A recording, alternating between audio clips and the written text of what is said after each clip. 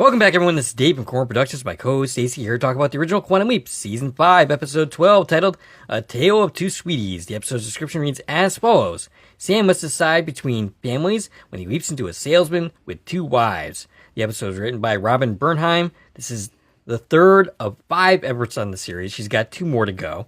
The episode was directed by Christopher Hibbler, 3 stints for him, 1 more to go. And the episode takes place on February 25th, 1958, which is an interesting date because that happens to be my birthday. Yeah. About 20-something years before I was born. But still, interesting that that date was picked. And I think that happened one other time in this series, so that's pretty cool. The episode originally aired on January 5th, 1993. This is the first to air in 1993. Before going further, I'll tell you a couple things. One, this is not a sport-free podcast, so if you haven't watched the episode, I highly recommend you go check it out. Then come back and give us a listen.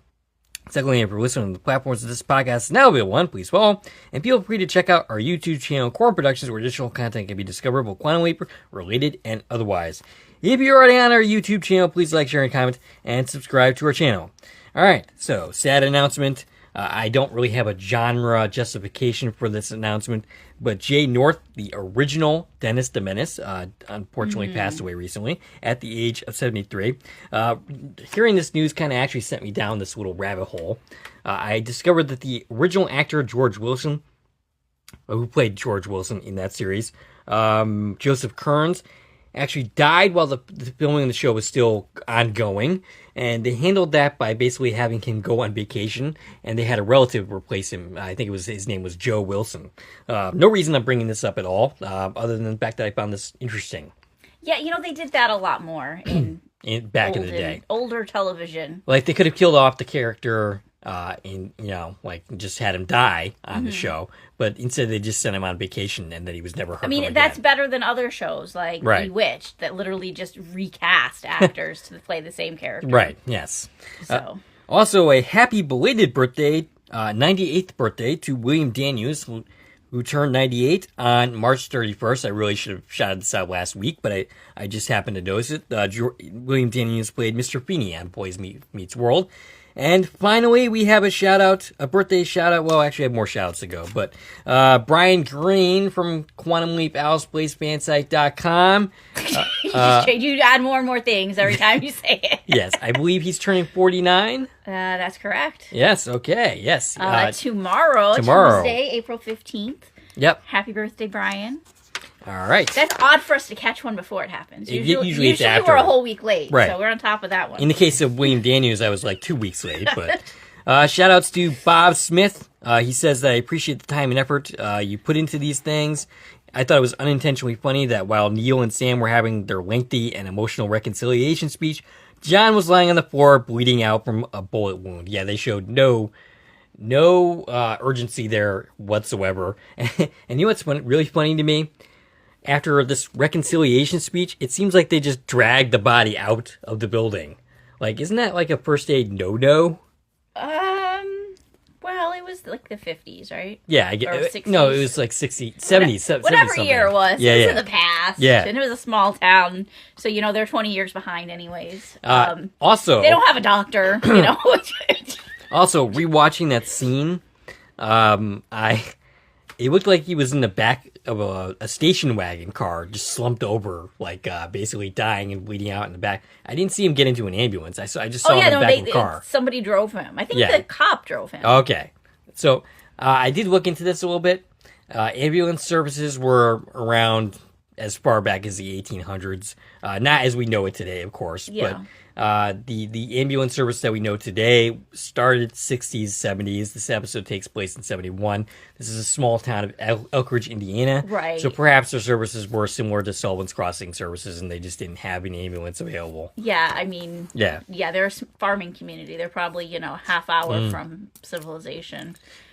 Piggybacking on the conversation we had last week about how this episode could have been made better and more powerful and maybe more memorable, I'm thinking that we needed somebody that we knew in the bank. Like maybe a Tom or a Katie. She couldn't have been working at the bank because she was too young. The actress was still, 13 years old at the time. So she couldn't have convincingly played somebody who could have worked at the bank. But if we had somebody there that we knew and maybe connected the whole thing to, Sam's father and him losing the farm, and then perhaps unintentionally saving Sam's farm could have made it for a stronger episode. We even had one of the robbers where you no nose or something like that. Mm-hmm. Like that, we find out that we unintentionally ruined this guy's life while fixing a bunch of people that Sam knew by winning that tournament. Maybe his life goes in a downward slide because of the fact that he lost that game, whereas originally he won that game. And maybe we could have had it where we're kind of course correcting his life in the process as well. That would be good. Yeah. And that would also explain why Sam wouldn't necessarily remember the bank robbery. Right. Because it was new history. Yes. And, like Deborah Pratt said, I'm hired for the writer's room, so... All you need is a time machine. Yes. And then remind her that, in 30 years she'll tell you that, and I'm sure she'll hire you. Absolutely. All right, so Mimi Gallup says, thank you for the shout-outs. Since you guys take a lot of time preparing for these podcasts, this is why I have stayed watching all of your podcasts. I've only watched 2 or 3 of the other podcasts on YouTube having to do with Quantum Leap. I have watched all of yours. Well, that's quite a compliment. That's a huge compliment. Yes, you have no idea what a big compliment that is. Because, yes. frankly, there's a lot of people in this space. Mm-hmm. We are friends with most of them. Yep. They all do an amazing job, and... our goal has always been to live up to the standards of all the other channels. Right, yeah, absolutely. So to be told we're doing it, that's it's great to hear. Yeah, absolutely. Definitely appreciate that. She says, I like that we got a little bit more information about what happened to Tom Beckett. The next episode is more of who Al should have leapt into. It actually would be interesting to replay this episode with Al in Sam's place. But yeah, that's all I have for shout-outs. Stacie, your thoughts on this week's episode? So I feel like this is a more comic relief episode, right? We had a couple pretty heavy ones in the last several actually were pretty heavy. Yes. This one has some heavy topics, but they come about it from a very light way. It's meant to be a comedy. Yeah, it really is kind of funny because some of these topics are really dark. Yeah. And if you really look at it, this could just as easily be a huge drama episode. Right, but it's not. Yeah. They come at it as the whole thing is just very light and funny, and I like this episode. I think it's a fine episode. Yeah. It's one of those things where, I'm taking notes and I start looking at it too hard and I find a whole lot of problems. Right. But they all are. Yes, pretty much. There is not a single piece of media in the history of media that we could not poke holes in if we really tried. Dark. I bet Dark I couldn't find a lot of problems with. Okay. I think our only problem with Dark, and we've talked about this, is why we haven't covered it, is it's too complicated for us to talk about. Yeah, I feel like I couldn't possibly do that series but it's justice. complicated in a great way. Yeah, absolutely. I've never, as a viewer, found any holes in that series, and you know what? That's another reason not to cover it, because if they are there, I'd be sad to find them. Right. This is a pretty decent episode. It's probably the last comedic episode of the series. I don't think there's another one. It's funny because there's quite a few child actors in this episode. They're all great. Every single one of them does a great job, including Michael Belzerio, who of course has been on the series before. This is the son of Donald P. Belzerio, one of the co-creators of the series. He's appeared in at least 5 episodes, I think, and this is his final appearance will be in the series finale, Mirror Image. And by the way, the name of the episode that we could not come up with that he last appeared in was Play Ball. I think you did end up finding it eventually. Did I? I thought so. I thought I didn't, but no, I could be wrong. Yeah. Let me know if I actually did say Play Ball. I don't think I did. All right, so do we have anything to say before diving in? One other comment on another series, kind of, sort of, slightly related, is Timeless. Mm-hmm. It's streaming on Amazon Prime now. It hasn't been streaming anywhere for the past year or 18 months. It's been completely unavailable, except for on DVD, and it's back on Amazon Prime. So sweet. If anybody cares about that, go watch Timeless. It's an awesome show. Also, the final season of Handmaid's Tale has begun. Handmaid's Tale. Have you watched the episodes? I did. I watched the 3 episodes that are available so far as of when we're recording this. By the time this drops, I think there'll be a 4th episode Probably. Available. Yeah, I'm enjoying it. Yeah, me too. I would love to cover it, but it's just, it's heavy. Yeah. I think it might be too heavy for us. Right, probably. But we'll see. Maybe someday. Maybe someday. 10 years away. Right. In fact, when nobody actually cares about it anymore. All right. Diving in? Let's dive in. All right. So, Sam leaps in and finds himself accosted by children. He gets paged, which abuses his wife, Ellen. His wife ends up saying that she'll meet him in the car. Ellen is played by Mary Lou Childs. Only 4 credits for her. Her children, Martin is played by Michael Belzerio. Already mentioned that. Like you said, this is one of his 4th appearance in the series. His last will be in the finale. Well, this is his 3rd episode. Oh, right. Because it's right. 4 he because he was credited. in the leap out of the last Right. episode because, again, they were all talking during this scene. So he was in Kamikaze Kid, Play Ball, this episode, and then Mirror Image. Mm-hmm. Mary is played by... he also was in 4 episodes of NCIS, 29 episodes of JAG. Yes. If you can see what's going on there. Right, yeah, a little bit of nepotism there. A little bit. Yep. He was Don Belisario's son from his 2nd marriage. Mm-hmm. Okay. So he's just a couple years older than Troyan. Gotcha. All right, because that was his 3rd marriage to right. Deborah. His sister, Mary, is played by Shay Estar, 39 credits for her, including 24 episodes of The Third Rock from the Sun, 2 episodes of Boy Meets World, and Star Trek TNG, the 5th season episode, Imaginary Friend. I'm pretty positive that she played the villain in that episode. She also was in 1 episode of Shameless and 1 episode of The Event. That was one of those 1-season fun sci-fi shows that yes, I remember it. Yeah. And he soon finds himself getting kissed by another wife, Rachel, and another set of kids. Oh boy, credits. This one is Rachel, played by Jill Tracy, 24 credits for her. A little bit more of a career than Mary Lou Childs had. Including Scrubs, a couple of episodes of Gilmore Girls. That means we'll talk about her again when we start our Gilmore Girls podcast. That's not actually happening, but... It's not happening, but I do think I'm going to watch the series. I'm sure I did. You know, I think I would probably like Gilmore Girls. Yeah, probably. I probably would. And it's funny because I can't talk about it, but in an upcoming podcast we're going to have in a few weeks, I've got some things to say about Gilmore Girls. Okay. Which I've never seen. All right. But I know enough to know that there's definitely some Gilmore Girls references in an episode of television we're going to talk about soon. Speaking of which, you probably don't get why that's a joke in the first place, but Chris Philippus, the host of the Trek Exploration podcast and, of course, the Quantum Leap podcast, who has become our friend, joked on the Trek Exploration podcast that he looked forward to listening to us watch the Gilmore Girls. I'm not sure why he made that joke, but he did. I think it was an inside joke for them that we got pulled into somehow. Gotcha. And also, she was in an episode of Murphy Brown. She also was in 2 episodes of Melrose Place. Jessica, meanwhile, is played by Ashley Peldon. 55 credits for her, including Ghost World, 10 episodes of The Pretender. And she seems to be doing a lot of voice work, more than anything these days. A lot of voice. I know she also was in 2 episodes of That 70s Show. 1 episode of The Torkelsons. Okay. And that's the one that you just mentioned her. Who? Olivia Burnett. Oh, Olivia Burnett. That's okay. Olivia Burnett series. Yep. So they did an episode of television together. So Josh is played by J.D. Daniels, 40 credits for him, including The Mighty Ducks. He was in The Little Mermaid in 1989 and Party 5, as well as also doing some voice work. Yeah, and of course he reprises also for Mirror Image. Yes, that's correct. His wife, Rachel, asks him if he's happy to see them.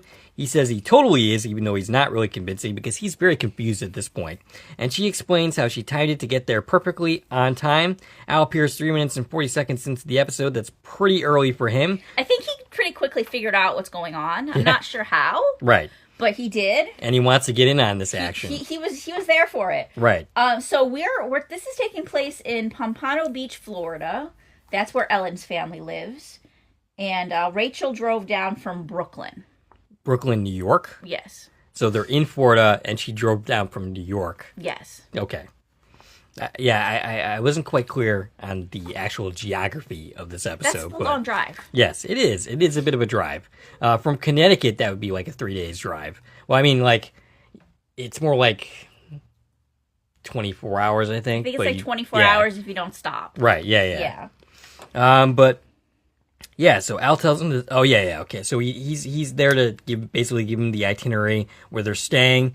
He tells to say to Rachel, when they go to the hotel, tell him that Al Calbici sent him. I'm not sure why he's saying this. And so then, he recommended a hotel he knows. Oh, okay. Okay, because there wasn't Sam or Marty wasn't supposed to be staying in a hotel. He's home. He's going to stay at his house with Ellen. But the second family that comes, Rachel's family, assumes he's checking in a hotel, because why wouldn't he be? So she's like, where are we staying? We're staying with you in wherever hotel you're staying in. So Al is recommending a hotel. Al recommended the Pompano Palace. He's like, I used to go there all the time. Right, and he would be known there. And he's like, tell him Al Calvici sent you. Like, they'll take good care of you. Which made me question, would that work? It's 1958. I feel like this is before he would have spent a lot of time there. Yeah, when was he born? This is 8 months after A Leap for Lisa. Okay. So not long after that. Right. I mean, it's possible he's already stayed here, but I don't feel like he stayed here enough to, like, be known. Right. Yeah, I'm not sure. But Sam ends up repeating it. And, of course, Rachel does not know who Al Calvici is. And she asks, she's like, who's that? And then her daughter, Jessica, is basically like, oh, well, that's what Al just told him to say. And then Al realizes that Jessica can see Al and Sam. And basically, Al tells her that he's Daddy's invisible friend, and that's... She's like there with the cigar. Right. She's so confused. Like, what are we doing? And of course, she buys this because she is a child, after all. She's a child. I feel like she's a little big for this.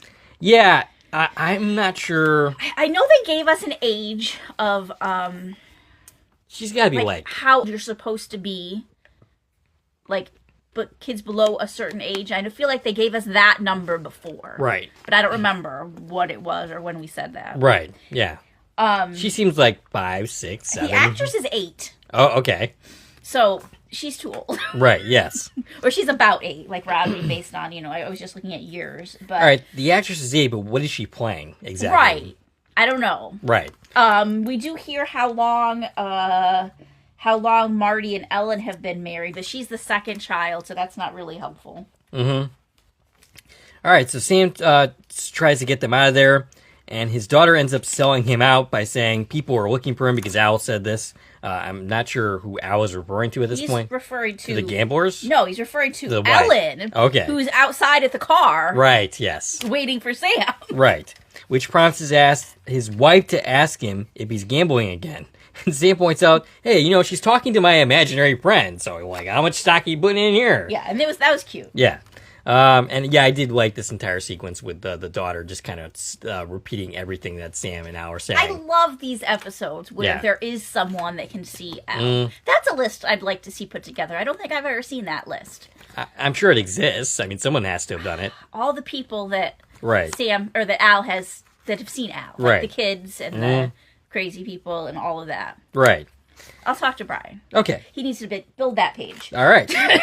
So Sam takes a look at himself in the mirror, and Al asks, I didn't get the credit for... Did you happen to get who played his mirror image?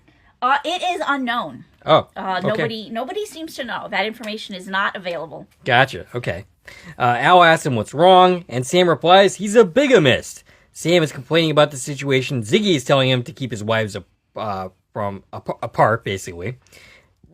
Al tells him to have fun with it. Oh, yeah. Basically, Ziggy wants him to choose the wife, like who he's going to actually stay married to. And, I think at one point, Ziggy spits out like 75% chance that this is what he's here to do. And again, that's a pretty low number. That's a little later. Okay. Yeah, I wasn't sure when that took place. But yes, this is where Al like goes over all the family and tells him the names of all the kids, and we realize that Ellen's family has a thing for Tinkerbell, for Peter Pan rather. The kids are named Mary and Martin. Yep.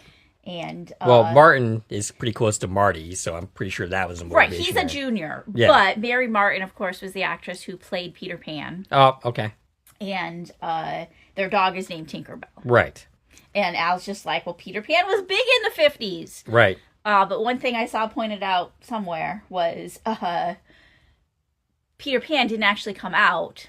And I didn't write the year down, but these kids would have been born prior to that. Gotcha. Okay. So these kids were not named after Mary Martin. Gotcha. All right. If you look at it through an actual historical lens. Right. Maybe Sam changed history and accidentally made it come out earlier. No, I guess that would not because he work. wouldn't No. leap that early. No. So, because they would have been born in the 40s. Right. Al tells him to have fun with Ellen, but not to be late for Rachel. Before leaving, he says that this is his kind of leap. And, of course, that kind of confirms what Mary Gallup was suggesting, that this is the leap that Al should have been in and not Sam. Al tells him, I think Al would have done a pretty good job of keeping everybody apart. Keeping everything, the way he keeps saying that's what you're going to do. He'd have been good at that, I think. Sam does not do a very good job at that when it comes down to it. He has dinner with his family. With Ellen's family. Martin got an A on his science project, I guess proving why lint stays together in the laundry or something along those lines. Ellen points out that he said he would bring them a reward because I think his daughter also did something that I can't quite recall. But Ellen goes to get his tote bag for the rewards. Martin reveals that he handicapped the dog races for Marty, for Sam. And Sam is aghast at this. But when Sam finds the gifts in the bag, neither Martin nor Mary are too impressed with them. There was a hotel shoehorn and a shower cap. A disposable shower cap at that. We very quickly get the impression that Marty kind of sucks. he very much does. The kids are not very impressed with him. Right. They do not think much of their father. Right. After that, the kids make excuses to excuse themselves. And Sam says he's got to go for a client, but tonight is movie night. Sam tries to smooth things over and agrees to meet them at the movie for Cartoonorama. And I don't understand why Sam does what he does later, but we'll get there in a moment. You mean when he invites the other family? Yes. Because he doesn't know how to get out of it. Right. So he's like, well, we can just all go. You could at least, pick a different movie. There probably wasn't a different movie. Yeah. I don't think they had, 12 theater complexes like we do today. His son ends up suggesting a couple of movies that they could have gone and seen. Sure, but it probably wouldn't have been in the same theater, the same place. Fair enough. You know what I'm saying? Yeah. Like the same building. So meanwhile, Sam is making out with Rachel. His son comes back with stolen things from the maid, which shocks Sam, but Josh has learned it from his father, basically. Yeah, so Josh is more a chip off of Marty's block than the other kids. Yes. Jessica sees a massage-o-matic, which Sam starts to explain he hasn't seen since the 19 blah blah blah, but he realizes he's about to make a mistake, so he covers himself. While Rachel is making sex jokes that goes over her kid's head. In fact, we have a shot of Rachel making this joke, and then Jessica looking back at her with a totally blank expression, like she just doesn't get it.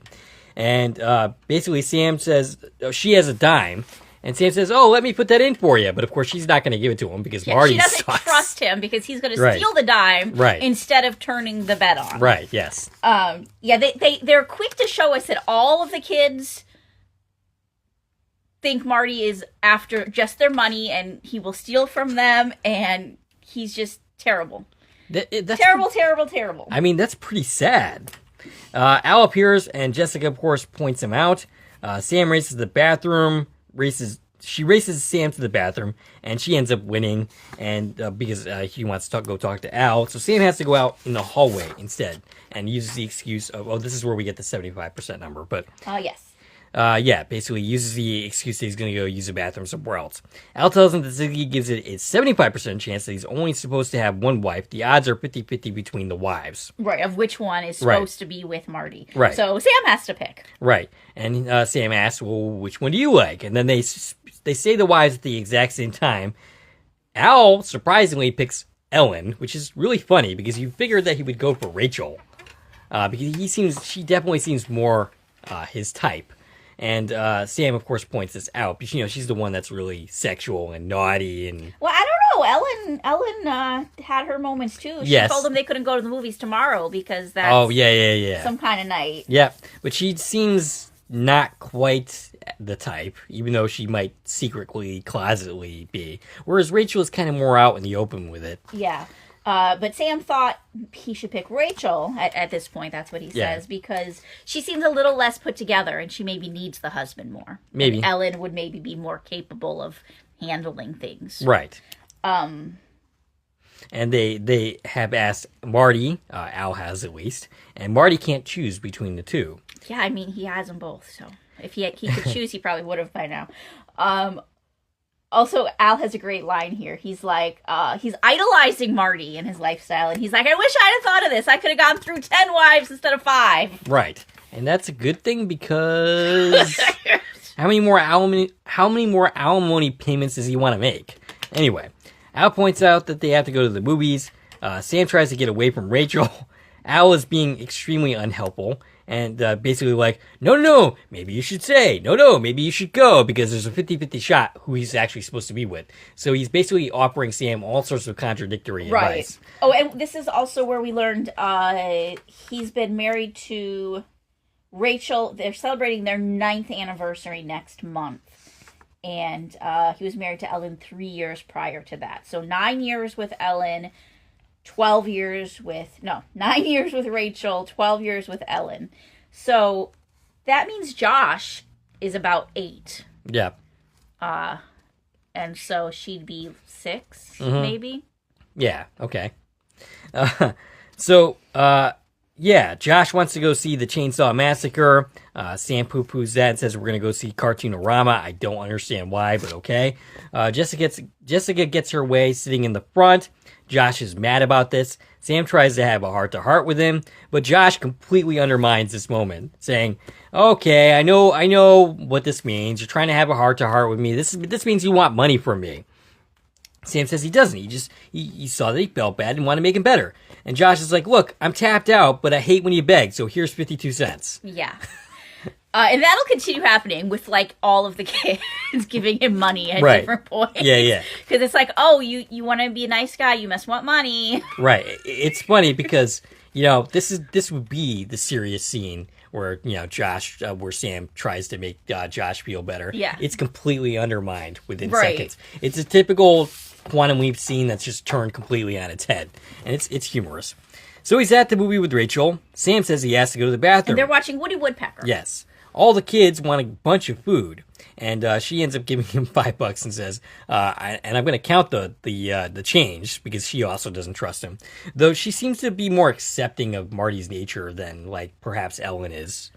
I don't know. I mean, she's on vacation, so she might just be in that zone. Happier, like, Gotcha. Yeah, it's okay to spend money, whatever. Yeah. But yeah, she gives him $5. Now, they listed, and I didn't write down the list, but there was 3 popcorns and candy and ice cream and something else, hot dogs, all these things.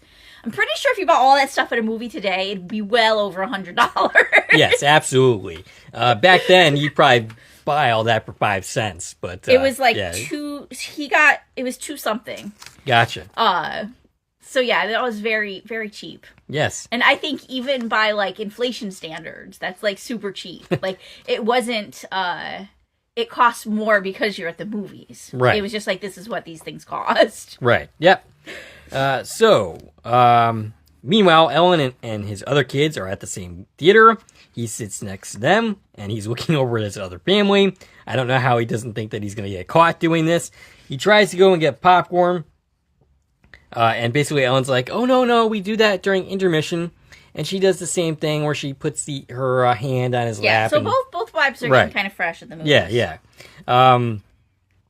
And so he tries to go, so he says he's gotta go to the bathroom, and Martin ends up joining him, which is not what Sam was trying to do. He was trying to, like, get away from them and then... Right, because he has to go get the snacks and bring them back to Rachel. So Sam escorts Martin to the bathroom, and then runs into Jessica, who's been there to find out what's taking Sam so long. Yes, because you definitely should send the youngest child by themselves to the lobby to look for Daddy. Yes, that's some great parenting. So Sam convinces her to go back, but Jessica continues to look at him with suspicion. Sam orders the food for Ellen, but Martin sees him do it. So he has to return to Ellen with all the food that they did not order. Right. And of course, they are very quick to be super excited and snatch it all up. Right. He escapes to go and get some ketchup. He has like half the snacks with him still. But they took a lot of it. Yeah, and Ellen is looking increasingly peeved. Sam sneaks into the other family with only half the stuff he's supposed to have. They're very unhappy. Yes. He uses that as a reason to leave. The 2 wives go looking for Sam. Sam has to hide from his wives, each of them passing each other. He cowers on the floor 2 feet from them. I'm pretty sure they'd have seen him. Yeah, yeah. But Al's, running interference, and it was funny. It was a cute scene. And then the gangsters intercept him. The tall one is Gus, played by Jack Yates, 37 credits for him, including Jag, The Rock, and an episode of Parker Lewis Can't Lose. He also was in an episode of The Golden Girls. Oh, okay. We talked about that recently. I know. The other, I believe, is Vic. He's played yeah. by Larry Manetti, 60 credits for him, including Magnum P.I. He was a regular on that series. 158 episodes. Yes. He also appeared in the reboot, 3 episodes of that, and he was in 3 episodes of Jag as well. He was also in 5 episodes of Battlestar Galactica. He's taken somewhere to have a chat. I believe Vic is talking about his... Oh, yeah, okay. So he's talking about his artistic side before threatening Sam some more, basically saying, I'd hate to have to see your thumbs broken, all those crunchy sounds. Yeah, apparently every movie night, so every Friday night that he's in town, they meet him and he gives them money. Yes. Because he owes them money every time. Yes, and in this case, he owes them $2,000. A lot. That's a lot, considering Yes. we just got all that food for $2. Right. So, next thing we see of Sam, they told him he's got 24 hours. Right. You have 24 hours, and if you don't pay up, that's it. Yes, he's going to die or have his thumbs broken. Oh, and the guy puts money in Sam's pocket. So he can, to go get the popcorn. So he can now actually try to make up to the other family. But exactly. Didn't get what they're supposed to get. Right. He was trying to get so he went back to concessions and he bought all the things again. Yeah. He had just enough money, or he didn't have enough money for the popcorn, but then he stepped on the ice cream bar. That didn't happen yet. Either way. Actually, I think that happened after he was finished hiding from his wives. So that did happen. Okay. So, but Al's telling him, you got to go back and get the rest of it. A third time you got to go back. Right. He's like, I'm penniless. I have no money. Right. And that's when the gamblers were like, Gotcha. Oh, it's a problem. You don't have any money. Oh, yeah. We don't want to hear that. So that's when he put money in his pocket and was like, go get your kid's popcorn. Is he going to have to owe him for that, too? Yeah. Is he going to have to owe $2,020? Well, I don't think it was $20. It was probably $1 or okay. two. Gotcha. Considering, right. $5 bought 2 sets of snacks. So Sam narrates that he didn't pull off not pissing off both of his wives. He's in the doghouse with both of them. He comes home. And he spent the night on a park bench. Nice. He's like, I got 2 wives here, and I slept on a park bench. Well, at least it's Florida, and it should be warm. That's true. He goes home to Ellen's house first, trying to get a shower. Martin tells him that he can't let him in. He tells him, so basically Sam says, you're not old enough to understand this, but your father is in a lot of trouble. And Martin is extremely unimpressed by this. He's like, Dad, as long as I've known you, you've been in a lot of trouble. Right. You've never been to a single one of my Little League games, and you sold off all my Christmas presents. Yeah, he hawked his Christmas presents. He goes, this time the cupboard is bare. Yeah. But then he manages to pull out some change from this cup thing, some emergency money. And he says, consider this a loan. I'm going to put it on your tab. Right. I think actually all this money ends up adding up. Right. I mean, I think that's important. Yeah. Sam's collecting all this money from these kids randomly, and that's what ends up saving the day. Is that he does have some money in his pocket. Right. Something that happened during this scene, which I haven't seen mentioned anywhere. Earlier, we learned their dog's named Tinkerbell. Yeah. In this scene, when Marty Jr. goes to open the door, the dog's barking, and he yells, "Shut up, Jake." Yes. So either they have 2 dogs, and only one was in the car, Tinkerbell. Right. Or this was an error, because the dog's name's Tinkerbell, but the kid's calling the dog Jake. Weird. And then it was never... I was waiting to see, if this was reconciled. Do we see 2 dogs? We never see the dog again. Right. So, I don't know. So, yeah, that's interesting. Okay, so basically, Martin does agree to let him in, but he says he's going to have to check his pockets before he leaves. Next, he talks to Josh, who tells him his wife is down by the beauty power, and he basically says, it's not a good time to talk to her. And Josh ends up giving him money more willingly than any of his other kids, and tells him to maybe leave Mom alone for a while. Yeah, this is the money that Rachel gave him to buy souvenirs while they were on their vacation. Gotcha. Meanwhile, Ellen is helping Rachel with her hair and the beauty power. So Ellen's a hairdresser. Yes. We already knew Ellen's at work. Nobody knew this is where she works. She's a hairdresser at the Pompano Palace. So great job, Al, recommending this hotel. Right. There's probably 20 hotels nearby. Right. Yep. And this just happens to be where Ellen works. Yep. And she's doing Rachel's hair, which is just hilarious. Al is telling Sam to get the money from one of his wives. Which wife does he think is actually going to do that? And which one of his wives has $2,000 to spare? I know that's a lot of money. Right. So Ellen and Rachel are bonding over their crappy husbands, unaware that they are the same person. Sam talks to Al, sneezing to cover the fact that he's talking to his imaginary friend.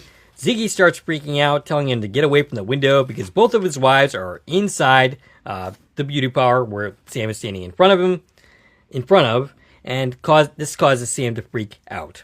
Al goes to check in on the conversation. They're talking about cheating, and Sam calls looking for Rachel. Stupidly gives the last name as well. Says, Rachel Elroy. Why would he do this? Right.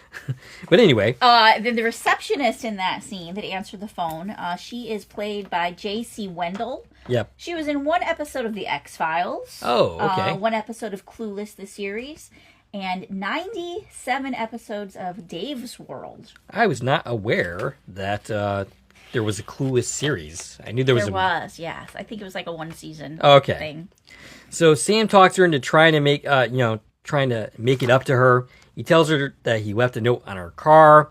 If he wants to know what it says, she's going to have to go and read it. Basically she says, well, maybe, but Al's like, nope, don't listen to that. He's hooked. And Al tells Sam this through the phone. Yes. Which is one of those things that I feel like they flip-flopped a couple of times on whether how that works. Right, whether that should be allowed or not. Yeah. Whether that should work. So Sam has figured out why he's there, but he won't tell Al.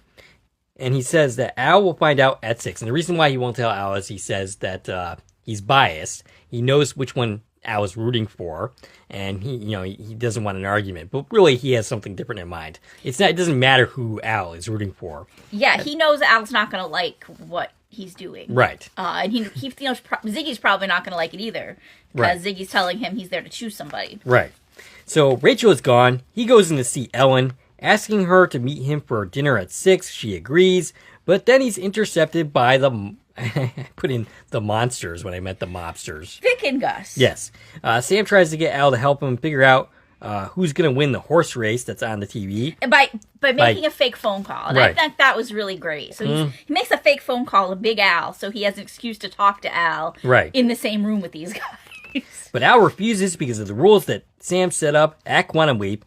And, he's asking, like, who's the fool that set up those rules? And, Al's like, you are. You're the one who insisted upon it. And it's not that Al's refusing. It's Ziggy won't do it. Right. Like, literally, they don't have a way to look this up. Right. Without Ziggy being on board with it. So, I mean, there is a computer that they could probably They didn't consult. know that yet. Yeah. In 1992. Oh, yeah, okay, fair enough.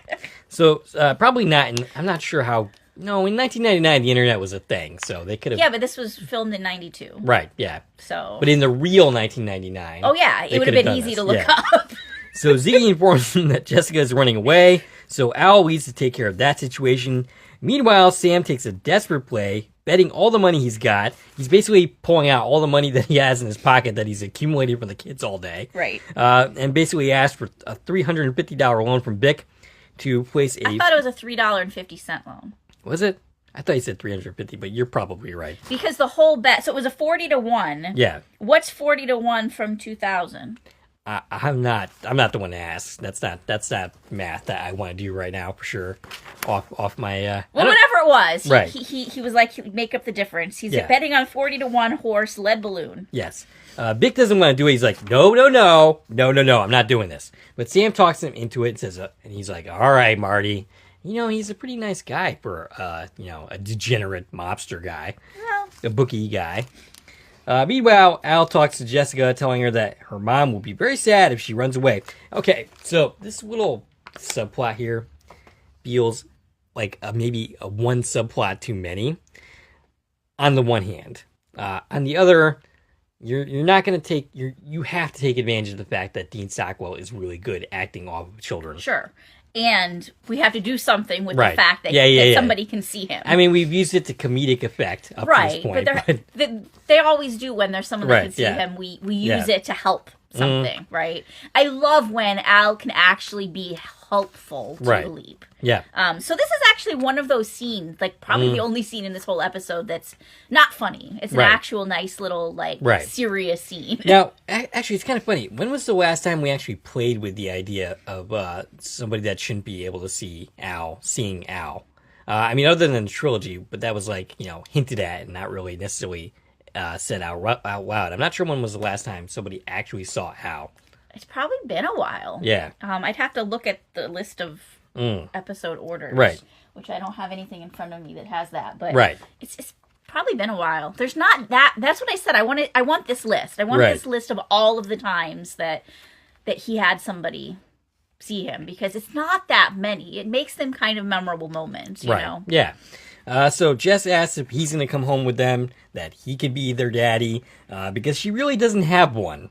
And that's... Yeah, it is funny because she doesn't seem all that disturbed that Sam's here. Right. She's like, that's not my daddy. And Al's like, oh, he's in disguise. And she's like, okay, cool.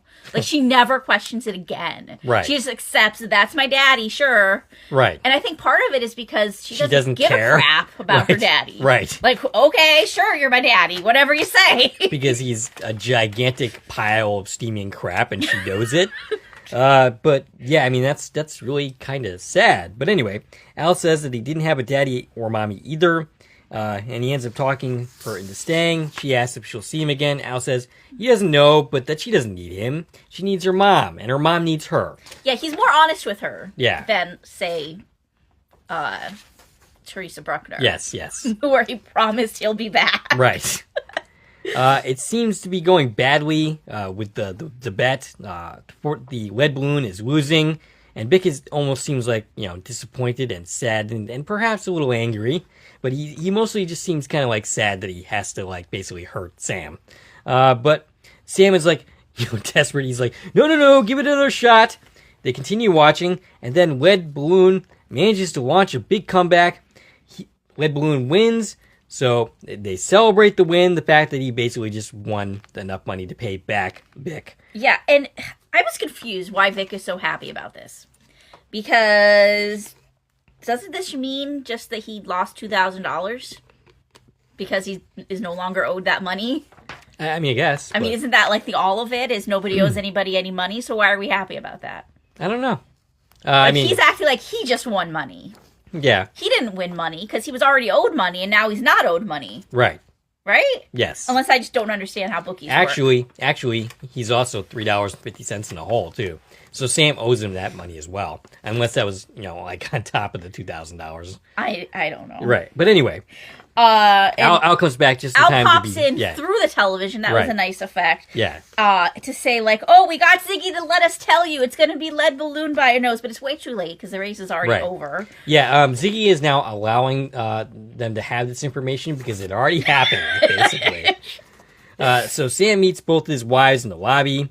Before we move on, the commentator that was calling the race on the TV, that was actually voiced by David Belisario. Oh, really? David is one of Don's sons from his first marriage, so he's a good 20-something years older than the other kids. Yeah. He was a producer on Quantum Leap, as well as Magnum PI, JAG, and NCIS. Okay. So he's... The nepotism is strong with this family. He's one of the Belisariuses of the Belisarius Productions. So he was in it. So Pratt only had a daughter that appeared once in the series, and you have all these Belzerios everywhere. I think she got the short end of the stick here. She got her family more involved. Well, as far as I know, she's the most famous one now. Yes, probably of all of the kids. Yeah. Definitely. Yeah, I'm pretty sure that because Michael didn't really do much after. Later, he didn't do any. He doesn't have any real credits. He still acts, I think, here and there, but nothing substantial. Right. Yeah. And I mean, this guy was a producer, like I said, so he was very active, but just behind the scenes. I don't think he did any acting. David, he actually died. I didn't write down when he died. Within the last couple of years, I want to say 2020 or 2022. Okay. I didn't write it down, but I noted it. In my head when I was reading. Gotcha. So that's sad. So, but yeah, Donna Belisario had a total of 7 kids. Wow. 2 of them with Deborah. Okay. So there's a lot of Belisarios out there. Yeah, I guess so. That we don't have to worry about that family line dying off anytime soon. Well, yeah. I mean, both of Deborah's kids have kids. Yeah. So. Yeah. Okay. They're still going. All right. So, yeah, Sam meets both of his wives in the lobby and ends up confessing. It takes a while to convince them that, this is actually happening, this is what's going on. Al is not happy with Sam's plan at all. They both decide after fighting a little that neither one of them are going to stay with him. They say goodbye. Al tells him that Marty cleans up his act and makes quite a bit of money on the lecture circuit telling his story. Sam celebrates the win. And the wives are good. Yeah. Also, Rachel marries a doctor. Her kids graduate college. Ellen becomes a marriage counselor. And That's her hilarious. kids are fine, too. So Nice. Everybody lives happily ever after. Yeah, they just had to get Marty out of their lives. Right. And Al realizes Sam figured out what he was there to do without telling him. And then another family pops up. Oh, boy. We get the third wife. Her name is Gina, according to credits. It's not Yeah. actually said in the episode. And her 2 kids, also another boy and a girl. Gina is played by Christy Tranzu. She was in the movie Polly and 1 episode of Unsolved Mysteries. The kids are not credited or listed anywhere, even though one of them does speak. Right. So that's weird. So I couldn't find any information on either of the kids. But, family number 3 is there. Yeah, so exactly how many kids did Marty have? Well, at least 6. He's up to 6. And they're all pretty close in age once you Right. add all 3 families together. Some of them were definitely pregnant at the same time. I guess he has like some magical sperm or something. Well, it's the 50s. Yeah, They probably yeah. didn't have very good birth control. Yeah, yeah. So it's okay. It's funny that Yes. the third family walks up, right? Yeah. It's another joke. Like, we finish it off with another punchline, but it really takes it out for me. Yeah, Like, by suspension of disbelief, I have a hard time with this third family walking up. right. Because we've already done all this. We've already gone through the new history. We've learned everything. He cleaned up his act. Why did Ziggy never, through any of that, know there was another wife? Right. Yeah. Like, I can get at the beginning. So did he maybe just stay they with it? didn't notice, but Did he just- eventually, yeah. like, this should have came up. At very least, while we're doing the here's everybody's happily ever after. Right, not to mention, did they never try to contact Marty? Like, they were showing up at the airport, like, in this exact location. Well, they're not at This- the airport. They're at the hotel. Yeah, so Marty already knew about this hotel and was having this family Yeah, come there. that's another good point. Why are Right. they at this hotel? Right. They just... So I feel like this little joke just kind of ruins anything that was going on for this episode. Right. I feel like it would have been a lot better of a story without them. Yeah, yeah. Again, it's funny, and it's like, oh boy, there's Right. a whole nother family. He's not a bigamist. He's got 3 families. Yes. Yeah. I'm pretty sure there's no, like, it doesn't, like, change with the number of wives you have. Once you have more than one wife, you're a bigamist regardless. Wouldn't that be a polygamist? Oh, okay, I guess. Because bi means 2. Right. And polygamist means how many? Poly means many. Okay. So so he's upgraded from a bigamist. My knowledge of what's it called? Portions of words. I don't know. My knowledge is so expansive, I don't know what I'm trying to say. Okay, so anyways, here's my big thought with this episode. Okay. Here's what I want to know. What happened in the original history? What did Sam actually change? Well, I'm pretty sure that Marty wouldn't have been stupid enough to send the family that was coming down from New York to this hotel that his second wife is works working at, in. right. He would have known that she works there. So I'm pretty they sure wouldn't have stayed there. That never happened. So you think you think the real Marty successfully kept them away from each other? I mean, I'm sure he did a better job at that than Sam did because, he had more experience juggling all these wives. Like, this is like, I'm like, what was Sam actually here to do? What did he accomplish? Breaking up his marriages to the Because first two if wives. they had met in the original history, Yeah. it would have all blown up on its own. Yes, so I'm thinking perhaps they did not meet in the original timeline, which if they didn't, why would Ziggy Why be saying was keep Ziggy them saying apart? you're here to make sure they don't find out about each other? Right. If that's how it went down originally. Right. Do you know what I'm saying? Like, Yes. what was the original history? We were never told, like, what is wrong with this scenario other than the obvious. Like, what went wrong in the first time around? Well, maybe the first time around they did not discover each other. Marty kept playing them for pools. Maybe. And he ruined all their lives. The only thing I could think of is it was about the race. Maybe. If Marty didn't bet on Lead Balloon, he wouldn't have had the money to pay these guys. Did they kill him? Right. You'd think that Ziggy would have come up with that, though. Right, yeah. Ziggy would have been like, yeah, Marty dies, by the way.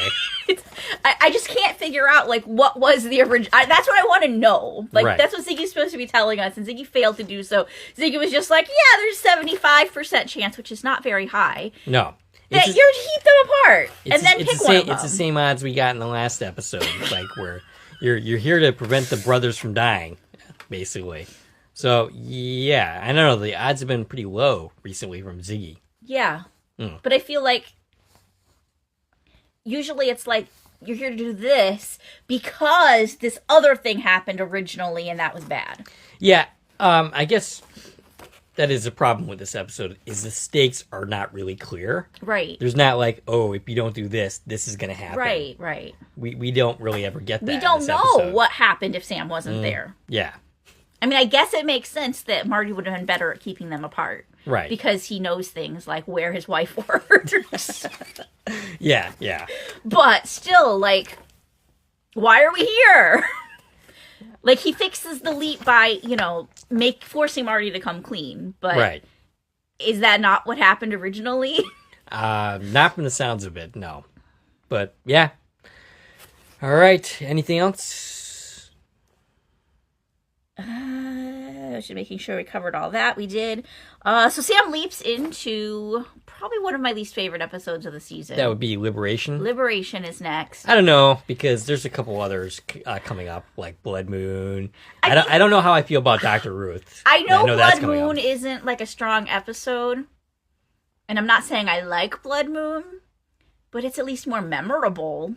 Gotcha. Liberation's just like one of those forgettable episodes for me. Okay. That I never really cared about. That sounds terrible to say. I should be like, yay, like, women. Yay, women. And I know I, just sound like the complete opposite of a feminist, but I just never liked the episode. I mean, I think it's okay to be both a feminist and not like Liberation. I think that's allowed. I kind of like certain aspects of the episode. It's, my preferred way of dealing with leaping into a woman. It's not like beating you over the head every second with the fact that Sam's leapt into a woman. No, there's definitely some good stuff in it. I'm sure I'll find things to appreciate as I'm watching it to take notes. Yeah. Which, of course, I've never done that before. Right. But just my first initial reaction to that episode is I'm not excited about it. Yeah, I hear you.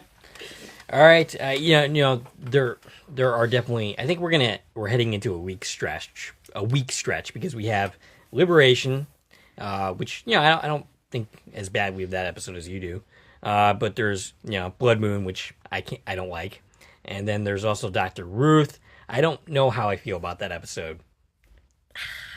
Dr. Ruth, I feel like it's a really gimmicky episode. Yes, it's similar to Heart of a Champion, where we're bringing in this famous guest star at the time. Right. As a 12-year-old, I was not in the demographic to appreciate Dr. Ruth. A geriatric sex therapist. So it didn't. So I have no nostalgic feelings for it. Sure. And I don't really remember the episode very much, but I'm thinking I'm just gonna find it it's a fairly good episode. Yeah. We're getting way ahead of ourselves now, but here we talk about season 5. Right, yeah. I think, I don't think I have any problems with Dr. Ruth. It's a little gimmicky, like where we bring in a whole stunt person as a mirror image, even though we have the real Dr. Ruth acting as herself because we're going to have her leaping over cars. It's like, there's some weird stuff in that episode. I think that's another one that raises the question, is it worth it, that I asked at the top of season 5 with Lee Harvey Oswald. We're going to be getting back into that question with some of the weeps that we're going to have. This is where we're going to get to the point where we have a lot of real life history, real life people. Mm-hmm. In her case, the actual actress. Yeah. We don't have a lot of that. People playing themselves in this series. Nope. She's really like the strongest example, I think, of people playing themselves. We had Shelby Checker, but that was like but it was just one scene, right? I mean, not that she's in a ton of scenes, but like she's the leap, you know? Yep. But she has some scenes with Dean Stockwell in the she definitely has several scenes. It's more than Chubby Checker, but usually, most of the times, like you mentioned, Heart of a Champion, like that was a big guest star, but he wasn't playing himself. Right. He was playing somebody very similar to him. Yes. But not playing the actual person. Right. And then, of course, we have other leaps where Sam is leaping into or around famous people, especially coming up more at the end of this season. Yeah. But they don't, they're not like real people that are still alive to come beyond the episode. Right. Yeah, you can't have Marilyn Monroe come as a guest star. Or Elvis. Or Elvis. Yeah. Well, isn't he still alive? He should be able to come and guest. He just faked his death.